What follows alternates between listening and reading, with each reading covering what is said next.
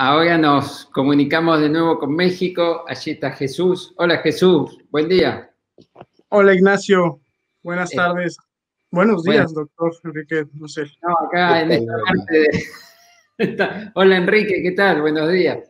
¿Qué tal? Un abrazo. Bueno, Jesús, presentamos a nuestro próximo invitado. Antes de cederle la palabra, doctor Dussel, me gustaría hacer una breve presentación de su currículum. El doctor es profesor de la unidad de posgrado de la Facultad de Economía de la Universidad Nacional, además de coordinador del Centro de Estudios China-México. En esta ocasión va a hablar para la política online, presentando un análisis sobre la inversión de China en la infraestructura de América Latina, que en diálogos anteriores el canciller de Argentina calificó como una de las oportunidades de inversión más importantes para la región, mientras que en contraste el ex embajador de México en China la calificó como perniciosa, incluso potencialmente peligrosa. Así que escucharemos el análisis del doctor. Adelante, lo escuchamos, doctor. Sí, ¿qué tal? Muchas gracias sobre todo por la invitación y la confianza. Miren, a ver si se puede, tratemos de compartir la pantalla, a ver si esto funciona. Dice seleccionar pantalla, pantalla 1, pantalla 2. A ver, yo no sé si vean el PowerPoint. ¿O no? ¿Tenemos la presentación? ¿Ven la presentación que me No la permito? No se ve. Si quiere, en lo que la presentamos, puede ir introduciendo. Avanzamos. Sí, por supuesto, hay vida sin PowerPoint. Miren, quisiera hablar, en fin, sobre proyectos de infraestructura, no sobre inversiones, y veremos enseguida por qué, ¿no? Okay. Dividiré estos acordados 900 o 1200 segundos en un grupo de temas. Por un lado, me parece, yo invitaría al auditorio, a los interesados, a integrarse a los estudios que estamos haciendo en el sector académico, conjuntamente con, a ver si avanzan 2 o 3 ahí en las referencias, en el PowerPoint, ahí. En la red académica de América Latina y el Caribe encontrarán información, estadísticas, análisis muy puntuales sobre estos dos temas: inversiones, el anglicismo, léase OFDI, Overseas Foreign Direct Investment, y temas de infraestructura, ¿no? La siguiente, por favor.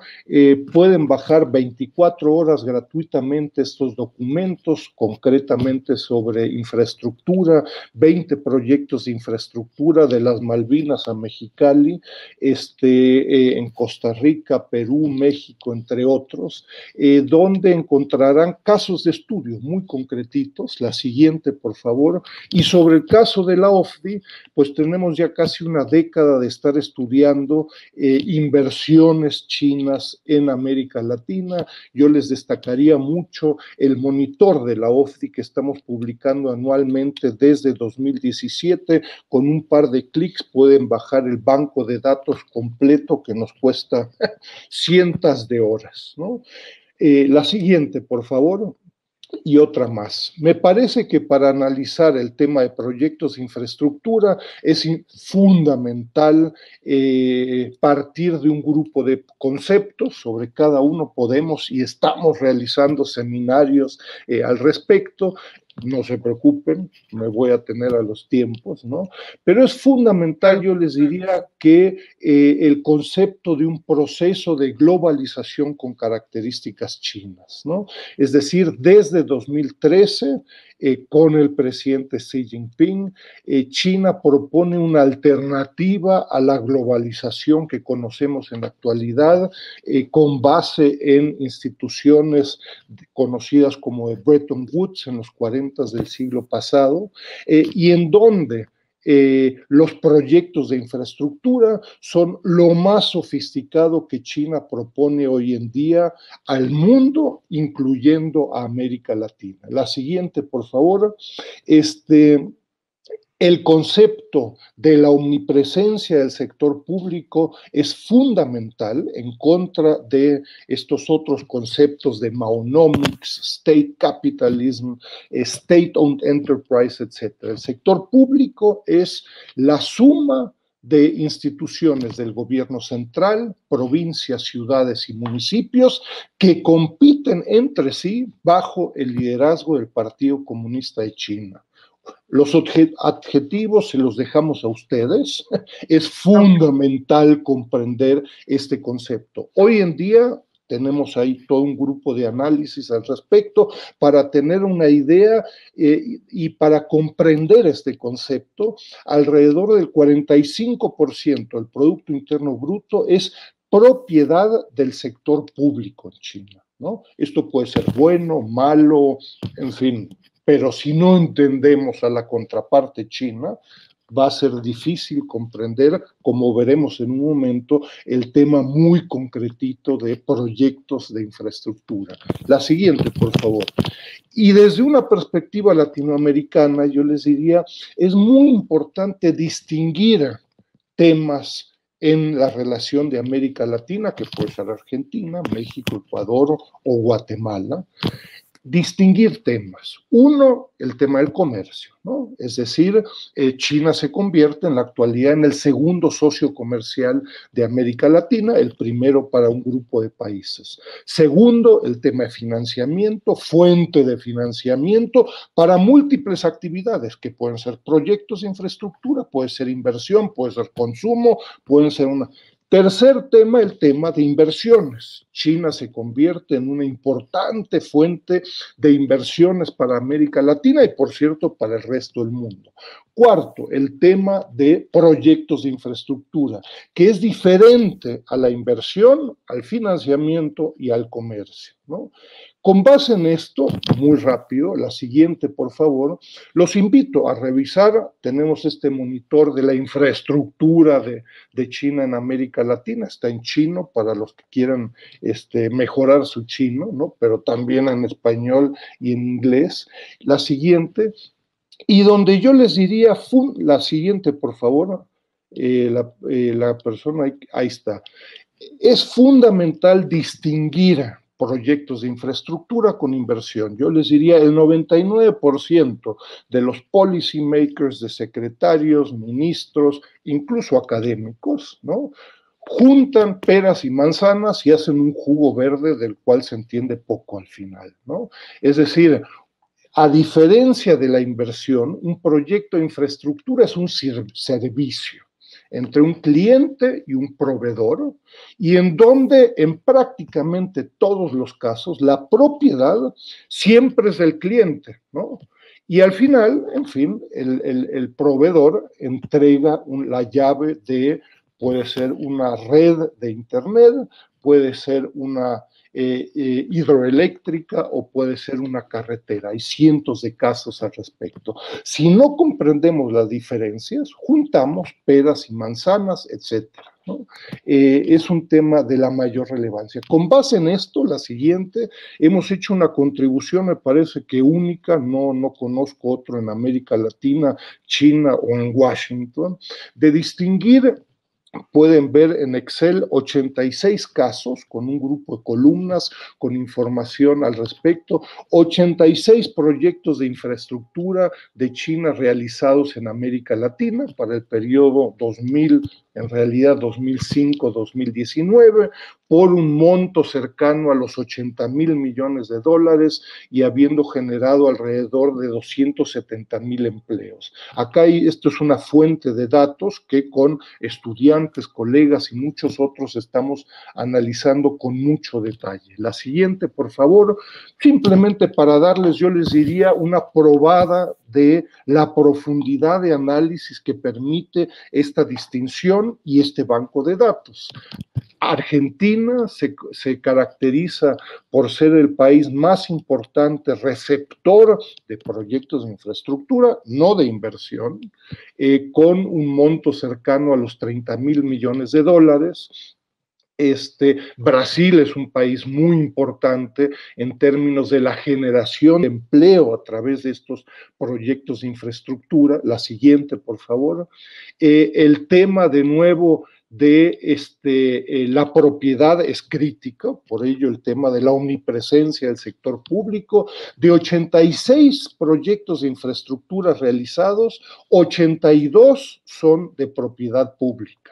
Muy recientemente, en los últimos años, estamos viendo una lenta diversificación de proyectos de infraestructura donde las empresas chinas son privadas, ¿no?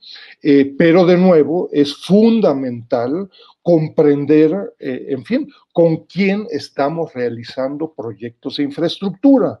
Si las cosas salen bien, en fin, pues la relación es fantástica. Si hay problemas con el sector público chino, nos vamos a encontrar inmediatamente con reacciones de empresas, la embajada, agencias de información, etcétera, etcétera, todas del sector público. Es fundamental con quién nos acostamos, por decir algo, ¿no? Si no sabemos con quién estamos en la casa y pues invitamos un alcohólico, ¿qué crees? Pues se acabó el bar, pues no hemos hecho nuestra tarea. La información, la siguiente, es muy interesante, yo les diría también, la siguiente, por favor, en cuanto a que países relativamente pequeños, particularmente Bolivia y el caso de Ecuador, destacan por, en fin, por el monto y el empleo generado en América Latina en los respectivos proyectos de infraestructura. Y termino, la siguiente, por favor, señalando un grupo de sectores en los que se concentran los proyectos de infraestructura de China en América Latina, ¿no? Llama la atención el tema, yo les diría, de la energía, ¿no? Es decir, más del 60% del monto y del empleo generado para este periodo se concentra en energía, en diferentes tipos de energía, ¿no? Y en mucho menor medida en transporte, puertos, telecomunicaciones y otro.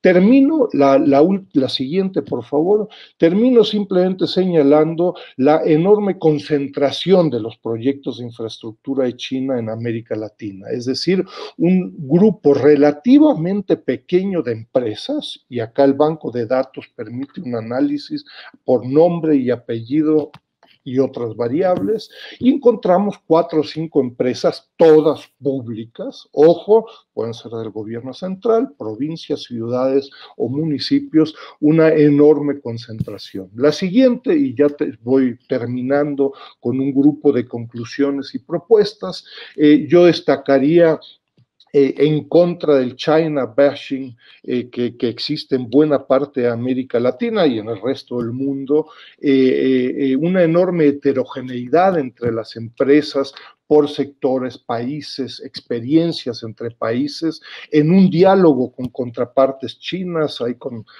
colegas de Tsinghua y Remin, entre otros, uno se encuentra con un rápido proceso de aprendizaje de las empresas chinas, es decir, yo les recuerdo, proyectos de infraestructura son exponencialmente más complejos que un proceso de importación o exportación de una batería, ¿no?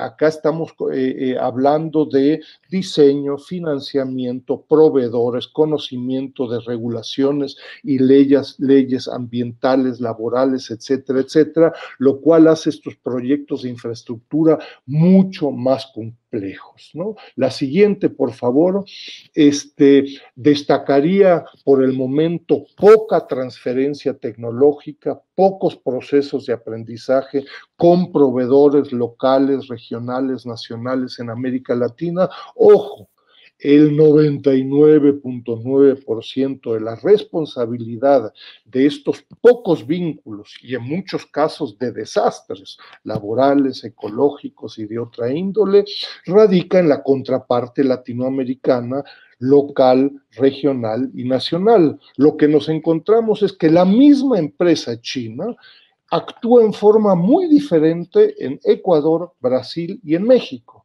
Y en México la empresa puede realizar la totalidad de los proyectos de ingeniería civil en forma subcontratada con empresas mexicanas, y en otros lugares se importa el cemento, la fuerza de trabajo y, en fin, pues la cachaza, el tequila y los tacos y las tortillas que consume la fuerza de trabajo.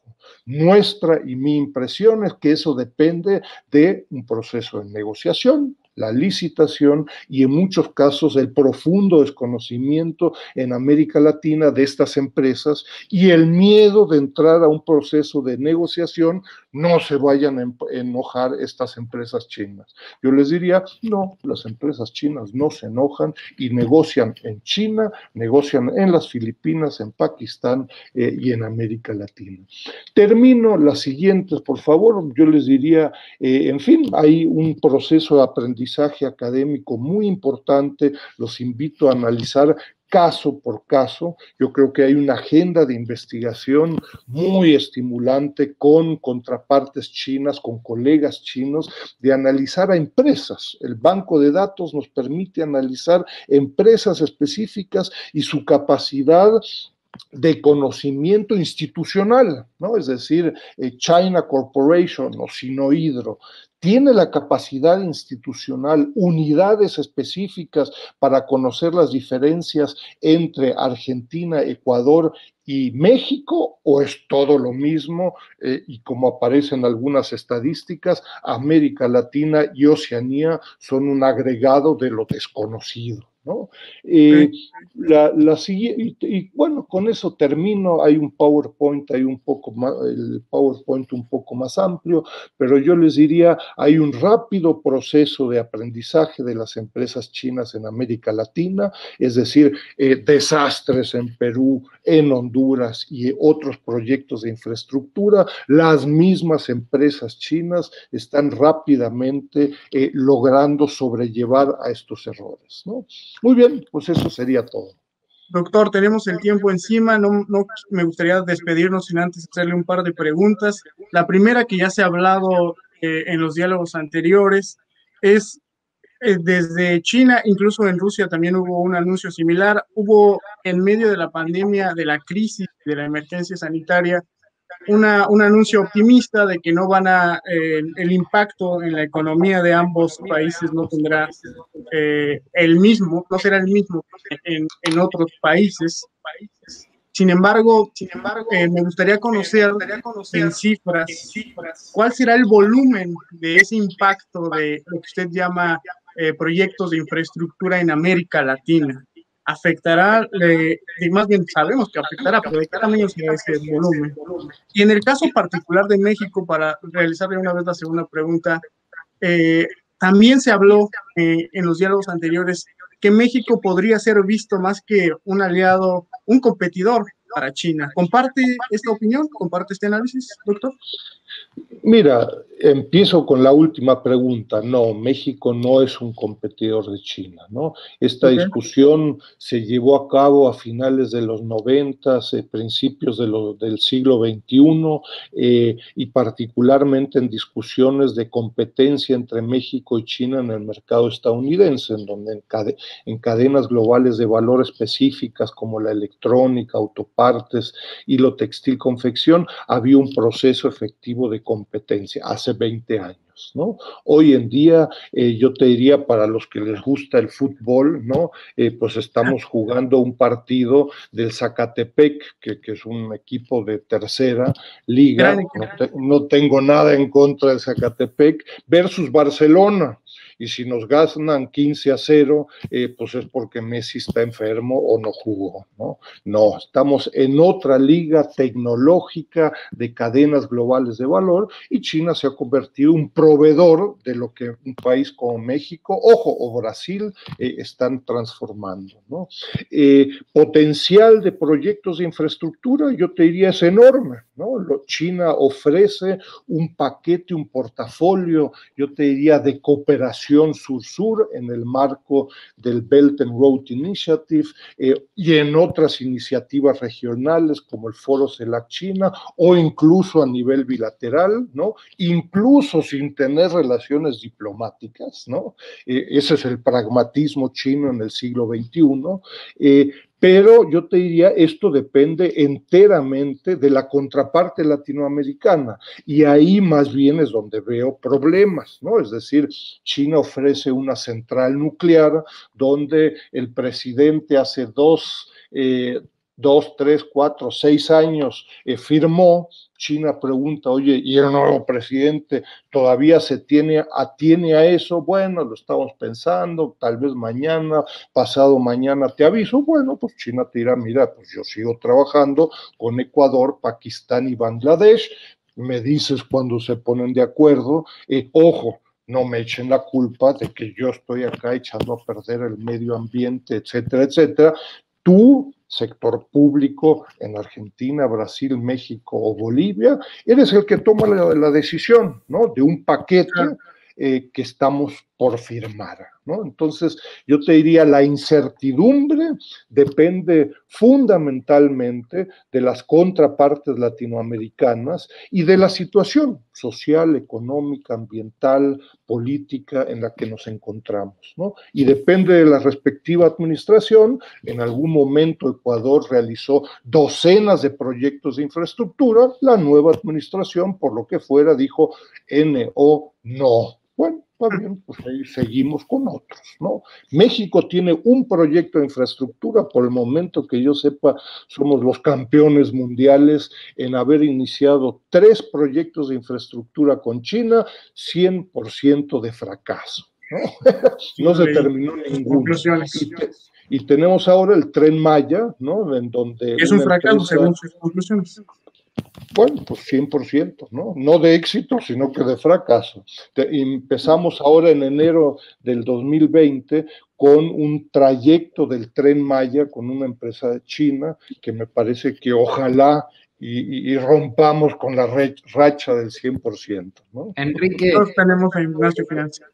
Enrique, le quería preguntar, ¿por qué cree usted que China se enfoca tanto en los proyectos de infraestructura?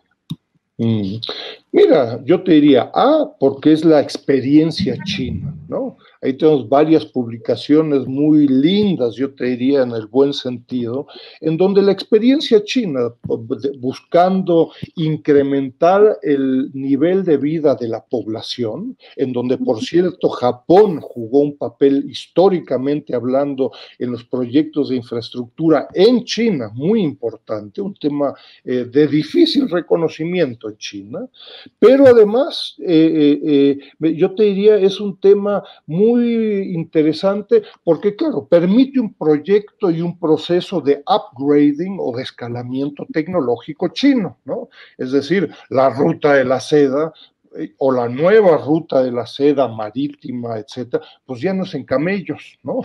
La propuesta es hacerlo con trenes a 400 kilómetros por hora, financiados, diseñados y realizados con tecnología china, ¿no? Entonces, con esto matas 2 pájaros de un tiro. Hay una demanda en el resto del mundo y China, las empresas que he señalado, permiten continuar un proceso de escalamiento, ¿no?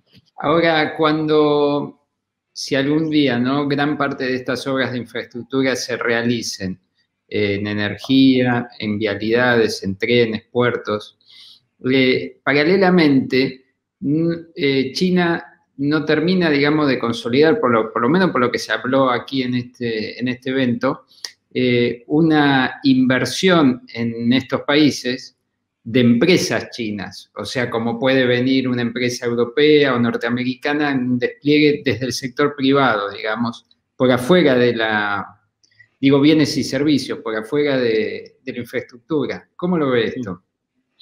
De nuevo, son dos temas diferentes, inversión y proyectos de infraestructura. Yo ahí te contradecería un poco, ¿no? Es decir, en otra publicación, Monitor de la OFDI China, lo que hemos detectado son casi 450 inversiones chinas, de nuevo, de las Malvinas a Mexicali, ¿no? Que se han consolidado en forma muy importante, ¿no? Con un creciente proceso de diversificación por parte del sector privado. Ojo, más del 60% de la inversión sigue siendo el sector público. Entonces, por eso la insistencia de comprender esta omnipresencia del sector público en China y fuera de China, ¿no? Eso no se entiende, las implicaciones, y por países también. Históricamente, Argentina, Brasil fueron los principales receptores de inversión china. Lo que estamos viviendo por problemas en Argentina y en Brasil en los últimos 3 o 4 años es una diversificación hacia Chile, Perú y México, entre otros, ¿no? Y también hacia el sector servicios y la manufactura, ¿no? No es ya el viejo tema de que China está comprando solo materias primas y energía y minerales en China y harina de pescado, etcétera.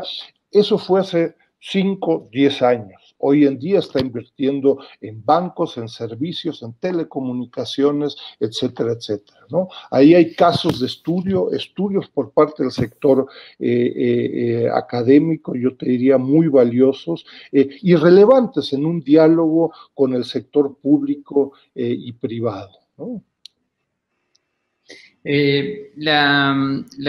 Usted hablaba de la falta de conocimiento a veces de cosas tan simples como la que acaba de describir. Una cosa es la inversión en infraestructura, otra cosa es la inversión de empresas chinas privadas ya multinacionales. ¿Cuánto hay falta de desconocimiento y cuánto hay un producto de la disputa geopolítica que libran Estados Unidos y China, con Estados Unidos, digamos, ejerciendo también sus líneas en la región, ¿no? Mira, es la famosa discusión citando a nuestro querido Cantinflas, que diría, pues, ¿qué tanto es tantito, no? A ver, si mezclas racismo con ignorancia, pues tienes una mezcla explosiva, ¿no? Y claro, con base en ello, pues no tienes ni siquiera estadísticas, ¿no? Sobre la inversión, las diferencias, si tuviera acá el embajador chino y en el otro lado el embajador mexicano, uno te dice más 500 y el otro te dice menos 50. Yo soy loco del pueblo, digo, excuse me, no entiendo, ¿no? Pues no es lo mismo, ¿no? Y en proyectos de infraestructura hay cero, no hay nada. Lo más sofisticado que existía hasta el esfuerzo que hicimos era el CGTI, que es el China Global Tracker, ¿no? De la Heritage Foundation, imagínate, donde juntan todo, peras, manzanas, perejil, cilantro, y tienes al final el jugo verde que no te dice absolutamente nada, ¿no? Entonces, la verdad es que hay los think tanks con quien tenemos una tensa relación en Washington, pues ni think ni tanks, ¿no? Realmente hacen un pésimo trabajo, no leen a lo que se hace en Pekín, a lo que se hace en América Latina, y difunden generalidades de hace 10 años, ¿no? Que China está, el extractivismo chino. Bueno, puede ser que eso fue hace 10 años, ¿no? Hoy en día Huawei se muere de la risa del extractivismo, pues están metidos en otras cosas, ¿no? Y seguimos ONGs, gobiernos, políticos y en Washington con un debate, yo te diría, que no reconoce lo que está pasando en el 2020, ¿no? No con la NOW en el siglo XVII, ¿no? Bueno, Enrique, muchas gracias. Jesús, muchas gracias allá. Saludos. Gracias, doctor. Nos vemos. Gracias. Aquí con nosotros. Saludos.